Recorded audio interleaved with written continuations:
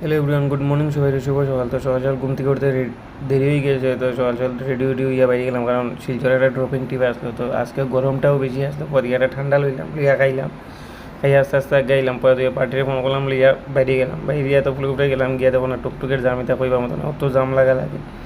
তারপরে গেলাম হয়েছে শিলচর তারাপুর গিয়া তো এক ইঞ্জিনে লাগে আধা ঘন্টা সময় লাগে গেছে, একটু যায় আয় একটু যায় আয় করতে করতে এটা তো বহু সময় গেছে। তারপরে শিলচর তো আর একটা ট্রিপ আইছে যে করিমচের থেকে যাইতাম ওই যে তারাপুর বাগান বাড়ি, যেটা পয়লাপুর যাইবার একটু আগে হাতের বাম দিকে রাস্তা। তারপরে এখানেও গেলাম, এখানেও বাগানটা দেখো কত সুন্দর লাগে বিকাল দিকে হইলে। তারপরে তো আইলাম, এখান থেকে আইয়া তেল ঢুকাইছিলাম না আজকে সারাদিন, তো দৌড়াইছি যে 2 টিপ মারছি, তো তেল ফুল ট্যাঙ্কি করলাম ওখানে, কালকে আবার ধর্মনগর যাইমু।